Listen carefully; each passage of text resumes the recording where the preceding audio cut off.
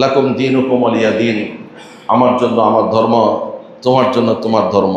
এখানে আসলে দিন বলে ধর্ম বোঝানো হয়নি, এখানে দিন বলে বোঝানো হয়েছে কর্ম। কর্ম, লাকুম দীনুকুম, তোমাদের জন্য তোমাদের কর্ম, ওয়ালিয়া দীন, আমার জন্য আমার কর্ম। অর্থাৎ আমার যে ডিউটি আল্লাহ কর্তৃক আমাকে দিয়েছে, আমি সেই ডিউটি করে যাচ্ছি, আর তোমাদের কাজ তোমরা করে যাচ্ছ।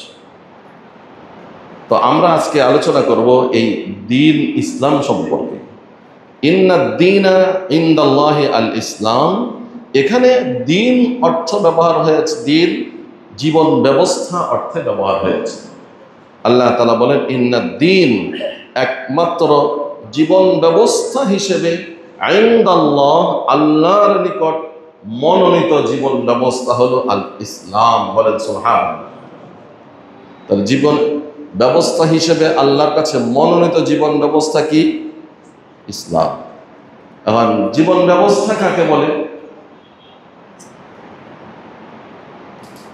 জীবন ব্যবস্থাটা আমরা এই জন্য বলছি যে এর বাহিরে আমাদের বাংলার কোনো শব্দ নেই, বাক্য নেই, সেন্টেন্স নেই, থাকলেও অনেকগুলোকে একত্রিত করতে হবে সংক্ষেপে বলার জন্য।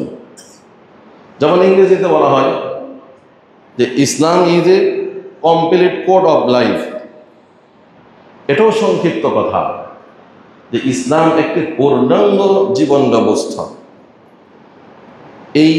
এইভাবে বলেও আমরা ইসলামকে সংজ্ঞায়িত করতে পারবো না, কারণ ইসলাম এত বিশাল এক ব্যবস্থাপনা, যেখানে শুধু মানুষের জীবন নিয়ে আলোচনা করা হয়নি, এখানে সকল সৃষ্টির অবস্থা নিয়ে আলোচনা করা হয়েছে। বলে সুবহানাল্লাহ।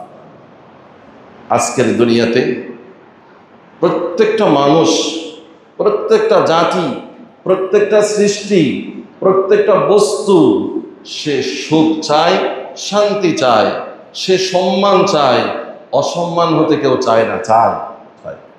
তা আল্লাহ তাআলা সার্বজনীন সুখ, শান্তি, আরাম, আয়েশ সব কিছু নিশ্চিত করেছেন যেই ব্যবস্থাপনায়, সেই ব্যবস্থাপনার নাম হলো ইসলাম।